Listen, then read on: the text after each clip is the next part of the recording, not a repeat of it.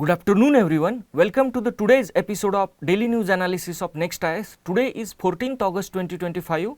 So let's have a look into the important topics of the day which we are going to discuss. The first is regarding the increased incidences of whale strandings along the southwest coast of India, important from GS3 environmental conservation perspective. Second is with respect to government's tweaking of the export plan in the context of imposition of 50% tariff by USA on the Indian goods. Important from GS3, issues related to the Indian economy, growth, development, planning and mobilization of resource perspective. Third is with respect to the introduction of income tax bill in the parliament session, important from GS3, in issues related to the Indian economy perspective. The fourth one is with respect to the introduction of insolvency and bankruptcy amendment bill, important from GS3 perspective. And the last one is regarding the academic freedom in the universities, decoded topic, important from GS2, issues related to the social sector including the education perspective. So let's start. The first topic of the day is whale stranding. Backdrop: increase in the incidences of stranding of the whales along the India's southwest coast. What is the relevance of this particular topic? Important from GS3, conservation, environmental pollution and degradation.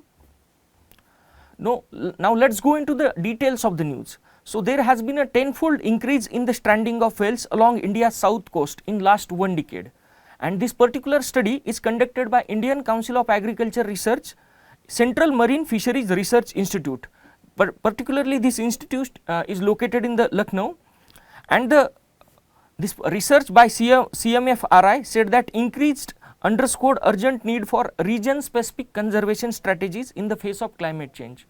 So in the context of climate change, there have been changes in the behavioral pattern of the marine mammals, because of which there have been tenfold increase in the stranding of the whales along the India's southwest coast, means basically Goa, Karnataka and Kerala coast.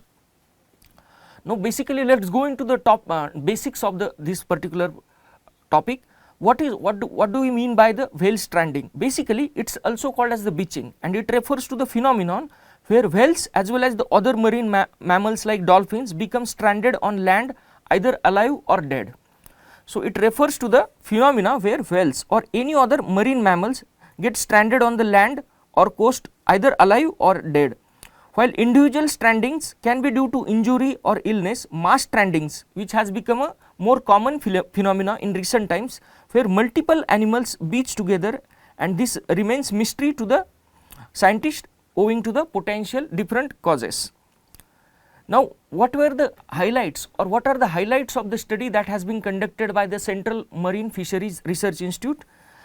Its first highlight is stranding of whales, which was just 0.3% per year between 2003 to 2013 has increased to 3% between 2014 to 2023. So there is a 10 times increase. We can see that there has been a 10 times increase. Besides, latest primary survey also conducted in 2023 alone registered 9 whale strandings, highest in recent years, mainly reported between August and November. So the time period of these strandings phenomena is particularly in August and November, between August and November. And as far as the year 23 is concerned, 9 whale strandings have been recorded. Kerala, Karnataka, Goa emerged as a key hotspot for whale stranding, accounting for most of the reported events. There may be more unreported events of whale stranding. So what are the, as per the research of this particular CMFRI, what are the link with environmental factors? So basically study found that chlorophyll concentration is a marker of ocean productivity during the southwest monsoon, had a positive correlation with whale stranding. So basically as far as during the monsoon, the productivity of the sea ecosystem or marine ecosystem increases because of increase in the chlorophyll concentration in the phytoplanktons, and which ultimately result in the positive correlation, means consequently there is increase in the stranding of the whale phenomena. Whales are drawn closer to the coastal feeding grounds during the monsoon, when nutrient upwelling increases plankton as well as the fish abundance. So because of the increased chlorophyll concentration during the monsoon months, there is an increased population of the phytoplanktons, and since fish feed on the phytoplankton, it leads to the increased incidences of whales attracting to the coastal regions. which ultimately results in the stranding phenomena. Now, what are the factors behind the whale stranding? As per the research done by this particular institute, first of all, the human activities, high level of vessel traffic and fishing activity. Basically, when it comes to Arabian Sea, it is one of the busiest route owing to its proximity to the Gulf area, because most of the crude oil that has been exported from the Gulf is passed through this region, because of which it has become a hub of very heavy traffic. Noise pollution, since large vessels are trafficking constantly through this region, there has been increased incidences of noise pollution and ship strikes. Also, these whales get struck with the ships that have been travelling in the region. Habitat degradation, this is also one of the important reason, because of habitat degradation they have to migrate to the areas in which they are not frequented with, as a result of which they get struck in the coastal regions. Now, let us go into the environmental factors. Shallow coastal shells, basically when it comes to the western coast of India, although that is relatively deeper as compared to the eastern coastal plains, since when it comes to the proximity of the coast, they are shallow owing to the very large size of the whales, they get struck in the coastal regions. Rising sea surface and ocean temperatures causing ecological disruptions. We all know that because of the climate change induced global warming, as far as the sea surface temperature is concerned, there has been increase of almost 0.5 degrees Celsius in last 3 decades. So, because of this rising sea surface temperature as well as the ocean water temperature, there has been a disruption in the ecological cycles that are play in the various marine ecosystems, because of which they have to change their feeding pattern or migration patterns. Strong converging currents drag weak or dead animals. So, ultimately what happens in the monsoon, basically there is an increase in the intensity as well as the strength of the ocean currents, because of which the weak whales or those who are smaller whales, they get diverted to the coastal regions or shore. Reporting trends, also increased social media attention and citizen reporting, because of the various social media as well as the increased awareness, environmental awareness among the citizens or tourists, there has been increased incidences of reporting also. Now, what are the recommendations given by the Central Marine Fisheries Research Institution or by various experts to building robust marine mammal conservation infrastructure? So, this particular research suggests building of robust marine mammal conservation infrastructure, especially in the biodiversity hotspot like southwest coast. Real-time alerts, marine megafauna conservation networks, training for fishermen as well as the officials, forest officials, and improving the citizen science platform for the data collection. So, these are the various suggestions given by this particular research report. Real-time alerts that can given to the forest officials or those who are engaged in the conservation activities. Marine megafauna conservation networks, this can help in data collection as well as the timely measure for prevention. Training for fishermen who are the first point of contact with the forest officials, and improving the citizen science platform, so that there can be increased awareness about these sightings or strandings. Now, let us go into the important government initiatives that had been taken in last 1 decade in the context of increased incidences of whale stranding. The first is Marine Megafauna Stranding Management Guidelines. These have been released in 2021 by Ministry of Environment, Climate Change. So, they are basically directed towards the forest officials or fishermen who can take the timely steps to prevent or to address these issues. Enhanced monitoring with the help of either with satellite or with the help of the fishermen who are there in the sea, or necropsy. Basically, it refers to the autopsy of the dead whales who got stranded and got dead. Awareness campaigns along with the fishermen population or the population or citizens who are living in the coastal areas. Turtle excluding devices. The turtle excluding devices, basically these devices are just to are mean to save the turtles who accidentally get into the fishermen's devices and to save them from that death. National Stranding Database, this is again the important. If we have a proper database, accordingly the policy decisions can be taken and implementation can be done. Now, let us go into certain basics. What are the whale species present in the Indian waters. The first and foremost is Bride's whale. Basically, its appearance, it is having a sleek body, dark grey with lighter underside, and it is having a 3 distinctive parallel ridges on the top of the head, which is its key identification feature.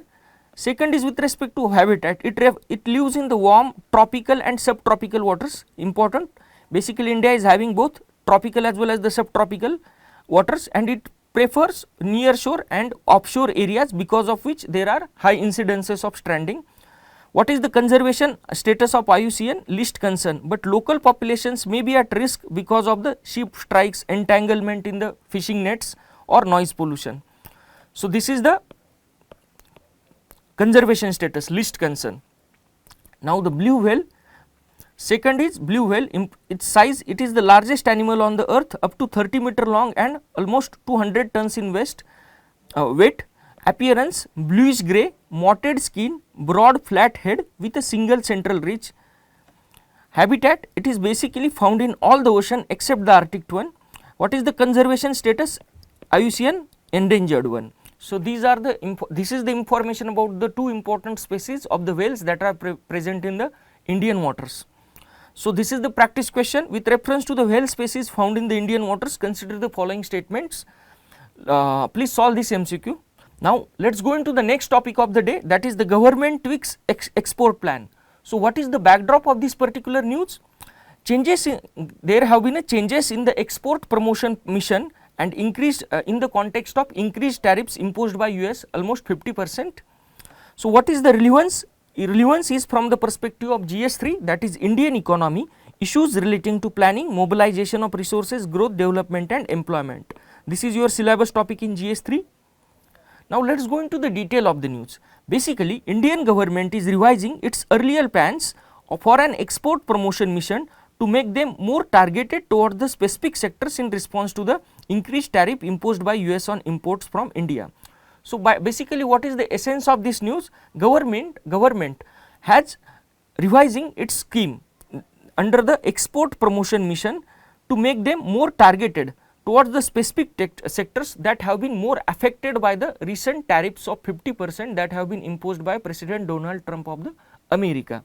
So, let's have a look into the important sectors that are going to be the worst hit because of this 50% tariff plan. So, first is most important, textile sector, then shrimp exporters, organic chemicals, machinery and mechanical appliances. So, 1, 2, 3, 4 and 5, these 5 sectors are the worst hit because of the enhanced tariffs raised by the United States. So, what are the planned measures that are under consideration by the government in the context of this increased tariff? Reducing the cost of credit to these 5 sectors which are going to be the worst hit, expedite clearances for the export so that red tapeism can be reduced, providing credit guarantee for the MSME exporters so that it is easier loan availability for the exporters, then explore export incentives, various export incentives that can be given. And what is the implementation approach? Basically, this particular export promotion mission is a joint initiative or joint effort by the multiple ministries like Ministry of Commerce or Ministry of Finance. Also, and they are in consultation with the various industry stakeholders engaged in export to America. Now, let us go into the export promotion mission. So, what is basically this export promotion mission? Let us have a look into it. It was announced in Union Budget 2025-26. When it was announced, Union Budget 2025-26, almost 2250 crore allocation for the current financial year. And what are basically 3 major components? Easy access to the export credit to the exporters, cross border factoring support in terms of giving support, enhanced market access, coordination with the host countries, support to MSMEs to tackle non-tariff measures in overseas market. So, basically this export promotion mission also include component of supporting MSMEs to tackle the non-tariff barriers. These non-tariff barriers can be regarding the sanitary or phytosanitary measures, as in case of European Union, or in case of American market. When it comes to pharma exports, there have been a lot of FDA restrictions regarding the standards of drugs. So, such kind of non-tariff measures can be tackled with the help of support given to the MSMEs. So, what are the ministries involved in this particular export promotion mission? Ministry of Commerce and Industry, Ministry of MSME, Ministry of Finance. So, basically it is a joint initiative of these three ministries. Now, let us have a look into the other initiatives or other programs that have been run by the government to boost the export of MSMEs. Basically, International Cooperation Scheme by the Ministry of MSME. The basic purpose of this particular scheme is to support given to the MSMEs for participation in the international trade fairs and exhibition, so that Indian MSMEs can display their products as well as the innovative mechanisms to the world at appropriate platforms. Then e-commerce export hub. Basically, this has been directed, Director General of Foreign Trade is the nodal agency for implementation, and what is the basic objective? To support the MSMEs and traditional artisans in expanding the export via e-commerce. We all know that whether it is a Flipkart or whether it is Amazon or any other e-commerce platform, activity running in the billions of dollars. So, basically when it comes to MSMEs and traditional artisans and their products, it's this particular scheme, e-commerce export hub, aims at giving them support to find a place on this e-commerce platform. So, basically it includes providing end-to-end support for the cross-border exports through the e-commerce platform and enabling faster clearance and simplified returns management, so that faster clearance can be given since there is a cross-border element is involved. The next scheme is Export Facilitation Center. Basically, this is the scheme by Ministry of MSME, and it has established export facilitation centers at 65 places all over India, which will act as a dedicated export promotion support specially designed for the MSME sector. Then Mutual Credit Guarantee Scheme for MSMEs.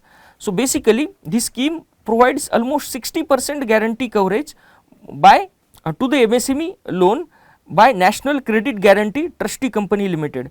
So, basically it is a kind of credit guarantee support program to the MSME manufacturers. So, these are the important scheme. There are many more schemes, but these are 4 important or most prominent scheme taken by the government for the support of MSMEs. Now, when we go at the macro level, let us go into the overall export initiatives by the government of India for the promotion of export. Now, the first and foremost is at policy level, Foreign Trade Policy 2023. So, when it comes to the foreign trade policy, what are the major objectives of the foreign trade policy of India 2023? The first and foremost is emphasis on the export incentives. Second is ease of doing business, so that it is easier for exporter to manufacture more as well as to export more. Then e-commerce promotion, high-tech products, focus on the high-tech products, and also the most important one-time amnesty scheme for pending authorization to the exporters. Now, second important scheme is road tape scheme, remission of duties and taxes on the exported product. Again, this is with respect to the remission of duties, so that it aims to refund the embedded central, state and local duties or taxes and levies that exporters incur during the production as well as the distribution of goods. So, basically any manufacture or production of any goods requires lot of payment of taxes at various level, whether it is a local government level or state level or a central level. So, whenever that product is going to be exported, whatever the taxes or duties that have been paid by the exporter as well as the manufacturer, they are being refunded to the exporters. So, this will increase the competitiveness of the Indian goods in the international market. Then digital and procedural ease, basically it is a kind of common digital platform, so that certificate of origin can be provided easily to the FTA utilization. This is basically with respect to the free trade agreements, to get maximum benefits out of the free trade agreements. India recently signed free trade agreement with the UK. Trade Connect e-platform. So, basically this digital platform is launched with the purpose of connecting 17 lakhs users with Indian missions and export councils abroad, so that their product get unhindered access into the foreign markets. Then next is with respect to the district hubs, district as export hub. Basically this particular program aims at identifying the high potential products, resolve the bottlenecks and support local exporters and generate jobs. The example can be taken as Alfonso mangoes of Ratnagiri and Raigad in Maharashtra. So these are the high potential districts. When it comes to the Alfonso production, these are the high potential districts, whatever the bottlenecks are there in the foreign market. For example, when it comes to Alfonso mangoes, 2 years back European Union had imposed some phytosanitary measures on the and rejected the lot of the Alfonso mangoes. So basically such kind of if we have to avoid such kind of things in the future, we can develop such district as a export hub to have a better understanding of the international market. So this is the India's export performance in the recent years. When it comes to 2024-25, India exported $824 billion in 1 year. Now this is the practice question. With reference to the government initiatives to boost export, consider the following statement. Please solve this MCQ. Now let us go into the next topic of the day, that is the Income Tax Bill 2025. So what is the backdrop of this news? Basically, passing of Income Tax Bill in the current session by the Parliament. What is the relevance? GS3, Indian economy, issues relating to planning, mobilization of resources, growth, development and employment. Now let us go into the depth of the news. The updated Income Tax Bill, which is said to replace the more than 6-decade old Income Tax Act 1961, was passed recently in both houses of Parliament. So this particular Income Tax Bill was passed in the Parliament recently, and this passing of the bill comes after the central withdrew the older version of the bill introduced in the Parliament. Earlier one other bill was introduced, but that was withdrawn by the government. Basically, this updated Income Tax Bill incorporate recommendations submitted by the Parliament Select Committee and corrects anomalies as well as the drafting errors. So this is an updated bill, and it also includes the recommendations that were given by the Parliament Select Committee. So again, let us go into the basics. What is Parliament Select Committee? It is a kind of temporary body that has been established by the Parliament to examine the specific bill or issue in detail. So it is a kind of temporary body, and it examines specific bill or any issue in detail, providing report to the House with recommendation. So the basic purpose of any Parliament Select Committee to have a deeper deliberations into any bill, so that the recommendations or advice can be given to the both house and the bill can be passed with more clear intentions or less error. Now what are the key features of the Income Tax Bill 2025? The first and foremost, refund provision. The earlier draft bill that was introduced, it allowed tax refunds only if the returns were filed on the or before the due date. So now new version does away with this provision. Now returns can be filed any time, and also the tax refund will be, the citizen will be able to get the tax refund no matter at what time this is being filed. Now tax collection at source on education remittances. Basically, new bill explicitly provides for nil or no tax collected at source on liberalized remittance scheme for the education purposes financed by any financial institution, a provision that had been missed in older version. So when it comes to the taking education in the foreign land, whatever the tax remittance has been there on the liberalized remittance scheme, it is being withdrawn. So basically, let us go into this particular scheme, liberalized remittance scheme. It was brought by the RBI in 2004. Basically, it allows a resident individual to remit certain amount of money during the financial year to another country for the investment and expenditure, including the education purposes. According to the prevailing regulation, resident individuals may remit up to $250,000 US per financial year. The next provision is with reference to the intercorporate dividend deductions. So basically, bill has corrected drafting error with reference to those intercorporate dividends and deductions for the companies availing the concessional tax rates. Basically, what does this intercorporate dividends refers to? When any company receives dividend by virtue of its shareholding in another company. For example, Infosys is having certain kind of shares in the Tata Sons. Whatever the dividend that has been received by the Infosys by virtue of its share in the Tata Sons, that will be treated as a intercorporate dividends. Now let us go into the next provision of the bill. Third is alternate minimum tax for LLPs. So basically, applicability of the alternate minimum tax for limited liability partnerships has been aligned with the existing provisions of the IT Act by removing the expanded scope that would have included LLPs not claiming specific tax benefits and attracted higher rate of as high as 18.5% against the preferential rate of 12.5%. So, basically what is the meaning of this particular provision? See, whatever the limited liability partnership companies are there in India, if they are going to pay the if they are with the help of the various tax exemptions or concessions, if they are being bound to pay the alternative minimum tax, it will be equivalent to the 18.5%. But as per the new tax rules, the preferential rate for the income tax to the limited liability partnership should be 12.5%. So, basically it aims to reduce the taxation from 18.5% to 12.5% in the context of new revised tax bill. So, let us go into the certain basic part. What is the alternative minimum tax?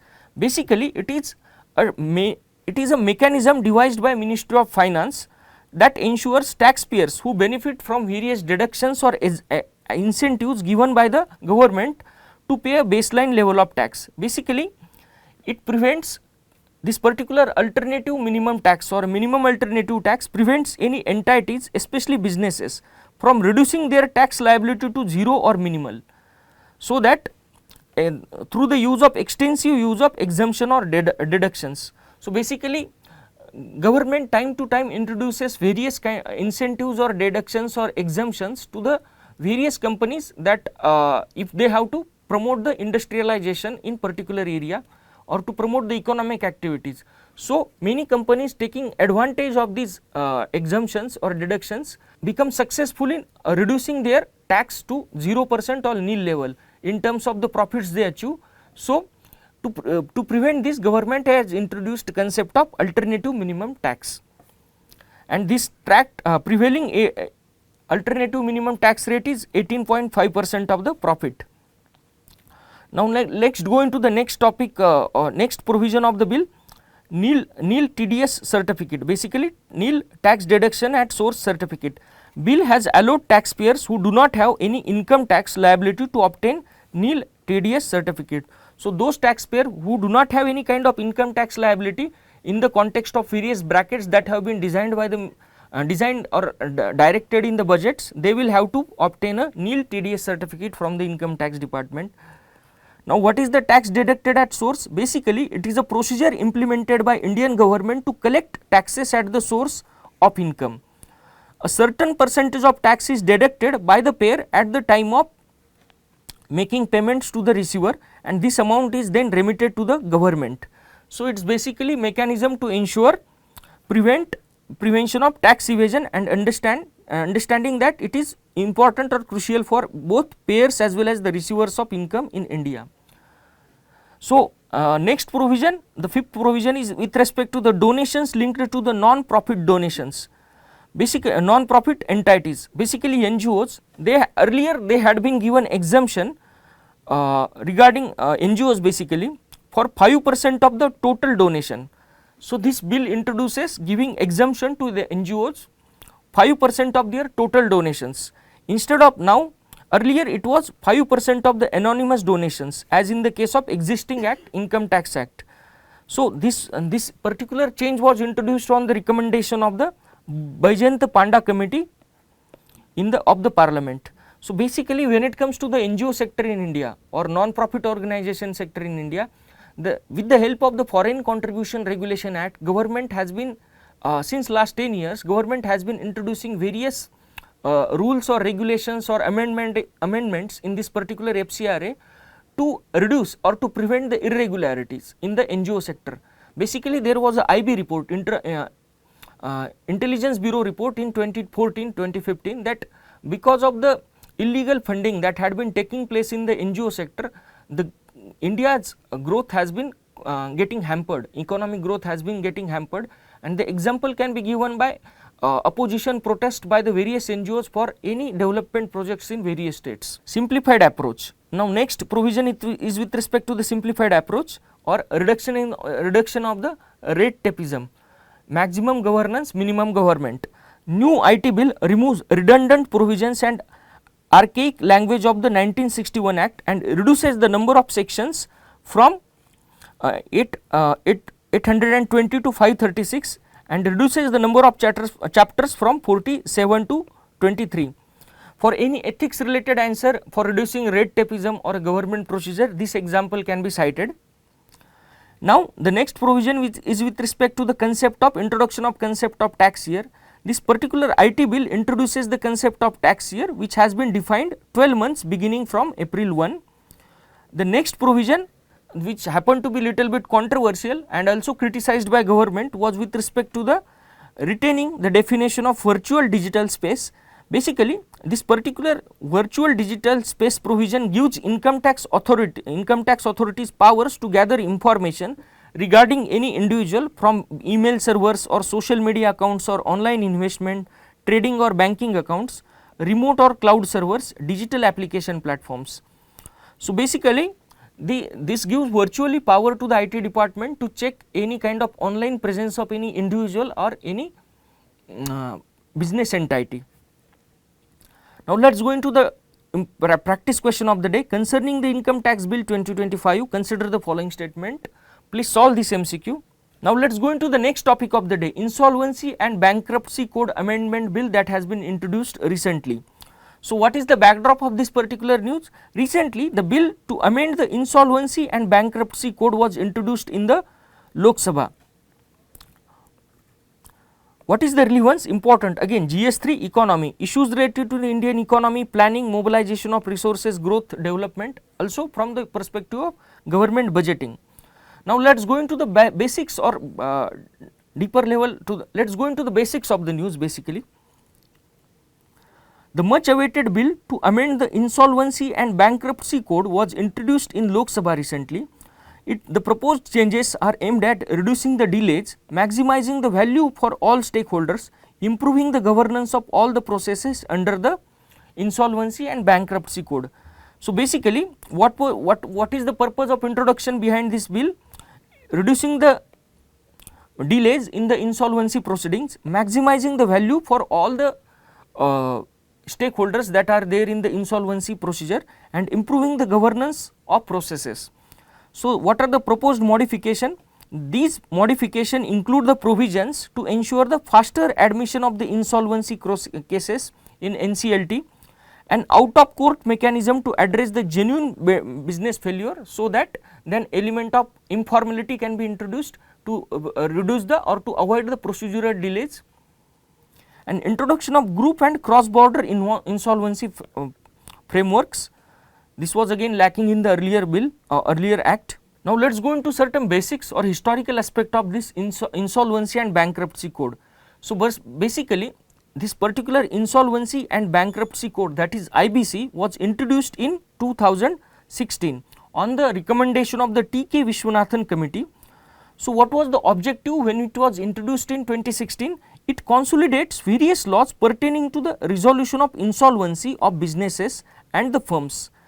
It establishes streamlined and expedited insolvency procedures to assist the creditors such as banks and to recover the dues, mitigating the bad loans which are significant burden to the economy. So, basically whatever the companies that have been running under the loss and they have declared themselves to be the insolvent, to expedite the procedure of insolvency or liquidation of those companies, this particular bill was introduced in 2016, and also this particular bill or in this particular code has been termed as the exit law of India. But in the even introduction of this insolvency bankruptcy code in 2016, there were certain challenges, they persisted. So, what were the challenges? High backlog of the cases of insolvency and bankruptcy, long admission and resolution timelines. Basically, when it comes to the national company law tribunals, the average admission time for any case is 434 days. So, it is very huge, and large creditor haircuts. So, basically because of this large creditor haircuts, they have to absorb lot of losses in the process of liquidation. What is the effectiveness? Why this IBC effectiveness was hampered? Basically because of the procedural delays, manpower shortages, deviation from the core principles and slow implementation. So, these are the issues with reference to the IBC code. First is procedural delayed. As I have already mentioned, as per the IBC, the ideal time for the introduction of any IBC procedure into NCLT should be 14 days. It is 434 days in case of India. Manpower shortages. There is an acute shortage of the insolvency and bankruptcy resolution professionals in India. Deviation from the core principles and slow implementation. Since admission itself is very slow, obviously the implementation is going to be delayed subsequently. Stakeholders in recent years have called for redesign and reforms to address the shortcomings.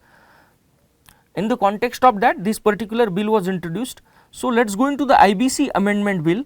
So, basically this amendment bill is expected to help make the insolvency resolution process swift and efficient, in addition to being in line with the international best practices with reference to the IBC, insolvency and bankruptcy. So, what is the objective of this bill? Faster admission, faster resolution, liquidation, maximize the asset value. For example, if any company is undergoing insolvency and bankruptcy code, its assets are locked for that particular time, and more the time of insolvency resolution, those assets get vested over the period of time. So, basically to retain the maximum asset value, it has to be done in faster way, and that is one of the purpose, and improve the governance of the processes. So, what were the key amendments to the IBC? Regarding the admission of insolvency application, insolvency applications by financial creditors must be admitted if default is proven by the company, procedural compliance is made by the financial creditors, and no disciplinary proceedings are pending against the resolution professional. So, basically I need to get into basics first. Who are the financial creditors? Basically these are those persons who are having purely financial contract with any business entity, such as they have given the loan to the company, or they are having kind of debt security with the company. And who are the operational creditors? Basically these are those individuals whose obligation to the firm emerges from an operation related transaction. For example, various renders of that company, or those renders, or those who are having kind of supply or demand type of relation with the company, they are supplier of materials to the company. These are the operational creditors. There is a no scope for rejection on the additional grounds. Default becomes main basis of the admission. So, whatever the insolvency application, they cannot be rejected on the additional ground. When it comes to default, that should be the main basis for the admission of insolvency application. And also the significance of financial creditors has been, or powers of financial creditors have been improved in this. What are the records from the financial institution will serve as a sufficient as well as the conclusive proof of the default. So, this is again the one important provision that will increase the number of documents that are legally admissible as a proof to prove the default. Now, what are the changes in the NCLT admission timeline? As I have already mentioned, when it comes to NCLT, it often takes months, average 434 days instead of the ideal 14-day timeline for the admission of the insolvency cases. So, in case of NCLT, it takes 434 days for the admission of any insolvency case. Now, let us go into basics. Basically, this NCLT, that is the National Company Law Tribunal, it has been established under Companies Act 2013 to address the various issues with reference to the Company Law 2013, including the corporate disputes and insolvency matters of corporate. So, in the context of this NCLT admission timeline, there was one Supreme Court judgment of 2022. It suggests that admission within 14 days was not mandatory provision under the Insolvency and Bankruptcy Code. NCLT, National Company Law Tribunal, had a discretionary power in deciding whether or not to admit any insolvency application. So, it gives a lot of discretionary power, this particular judgment by the Supreme Court. And NCLT instead of considering just default as the sole basis for the admission, was also to consider the default circumstances and debtor's argument. So, basically this part of judgment deals with the organic aspect, the genuine aspect, those business failure which are genuine. Supreme Court advises NCLT to have a look into it while considering the admission of those cases. What is the proposed change with reference to the NCLT timeline? Basically, NCLT should strictly enforce 14-day timeline to decide on the admission of the insolvency application. So, instead of these 434 days, NCLT should strictly adhere to the 434 days, and if there is any delay, it would need to be record the reasons for such delay in writing. So, if NCLT is delaying any admission of insolvency procedure of any application of any particular company, now it will be necessary for NCLT to give any reasons in recording or writing. So, again it enhances the accountability of the NCLT again. Then out of court initiation mechanism. So, basically this particular bill proposes creditor initiated insolvency resolution process. It is a kind of out of court initiation mechanism for genuine business failure to facilitate faster and more cost effective insolvency resolution procedure. So, what is the initiation of CIIRP, that is the creditor initiated insolvency resolution processes. Financial creditor must secure consent from the creditors holding more than 51% of the debtor's outstanding debt. Now, meanwhile, the corporate debtor can continue to manage the company with oversight from the resolution professional who would attend the board meetings and have a veto powers. So, this is again the another important provision. The corporate debtor can contribute to management of the company with the help of oversight from the resolution professional who would attend the board meetings and will have a veto powers.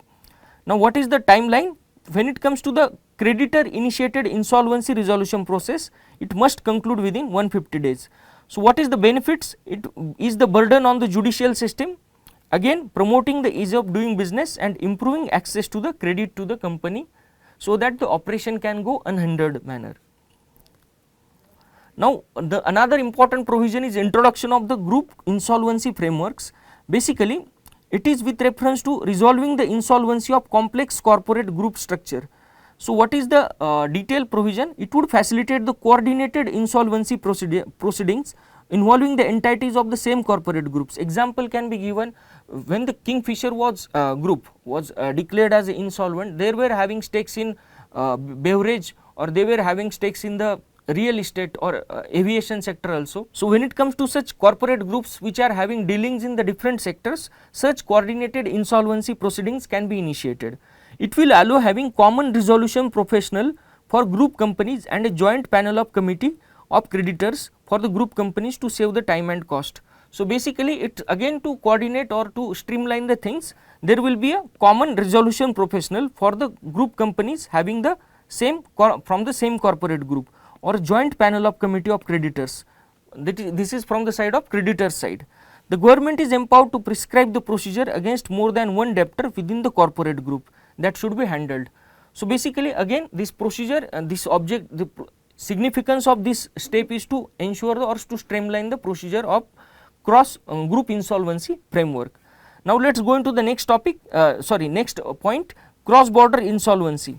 So, basically when it comes to the companies or entities which are having the multinational or transnational presence, and in case of such entities who are going insolvency or bankruptcy procedure, protecting the stakeholder interest in domestic and foreign insolvency proceedings, promoting the investor confidence and aligning the framework in India with global best practices. So, this particular Insolvency and Bankruptcy Code Amendment Bill introduces framework for these particular three objectives, and it will help the recovery of the foreign assets of corporate debtors undergoing insolvency proceeding in India. For example, Enron company in 1995 had declared itself to be the bankrupt after it has started its operations in India. So, if for example, if we are going to start any kind of insolvency proceedings and it is having assets in USA or any other countries, they can also be involved in resolution of insolvency proceedings. Now, let us go into the practice question of the day. Which of the following provisions are the part of proposed Insolvency and Bankruptcy Code Amendment Bill? Please solve this MCQ. Now, let us go into the next topic of the day, that is the academic freedom in the universities. What is the backdrop of this particular news? The ceding of academic freedom in the universities or declining academic freedom in the universities of India. Importance from GS to issues related to the social sector including the education and health. Now, what is the backdrop, or let us go into the deep aspect of the news. In higher education, academic freedom is primary because universities are the places of raising doubts and asking questions about everything. Exploring ideas, debating the issues and thinking independently are essential for the quest of excellence. So, basically the author of this particular article want to highlight that the culture of asking doubt or raising doubt, asking question in the universities or exploring the various ideas or promotion of the or cultivation of the independent thinking is very much essential for in higher education institution to promote the culture of research in India. Now, what is the significance of the academic freedom in the university? Basically, author here gives various arguments to suggest the necessity of academic freedom in the Indian universities. Critical thinking development. Basically, academic freedom in the universities encourages students to think independently or analyze critically and challenge the conventional wisdom. The classic example given regarding the 19th century social reformers in India. Basically, most of those reformers were having access to the education, either English education in either in Indian universities or in the foreign universities, where they learned the basic tenets of democracy, humanity or various Western thinkers points, because of which they were able to develop the critical thinking, whether it is a Mahadev Govinda Ranade or whether it is a Raja Ram Mohan Roy, they were the product of critical thinking development. Quality research. Faculty can pursue research based on merit, relevance and curiosity rather than the political or ideological directives. So, here author want to suggest that if any quality research has to be pursued, it should be free from any kind of political or ideological biases, and it should be whatever the research that will be conducted in the universities, it should be based on merit or relevance or curiosity. Global competitiveness. Academic autonomy help institution to achieve the excellence and compete with the leading universities. Again, when it comes to global rankings of the universities, there is no any single university in the top 100 institutions of the world. We can give the example of QS university rankings. Again, democratic importance. University autonomy is essential for safeguarding the political democracy. Basically, more there is a freedom, academic freedom or any other kind of freedoms are given in the university, it is again it can help us to safeguard the political democracy. Most of the leaders that are there in politics, senior leader, that they are the product of the student politics that was there in the 1970s and 80s. This is also the classic example how freedom in the universities promotes the democratic political democracy. Economic role. Universities generate ideas for science, technology, R&D, innovation and policy making. Again, important example can be given by the introduction of various maize varieties by the Punjab agriculture universities that have given new ray of hope to the Punjab farmers which have been facing the declining production as well as the productivity of the wheat. Social role. Faculty serve as a public intellectuals or a conscience keepers, engaging citizens through the writings and lecturers. Again, I would like to quote the example from the 19th century. Many social reformers or political leaders of the 19th century were basically acting as a teachers or professor. Example, whether Bal Gangadhar Tilak or Gopal Krishna Gokhale, earlier they were professors and they were the one who were promoted the social role. Again, political role. Universities assess and critique government performance, promoting accountability. Again, I would like to quote the example of JP movement of 1970s or various student movements that had been taking place in the post-independence political India.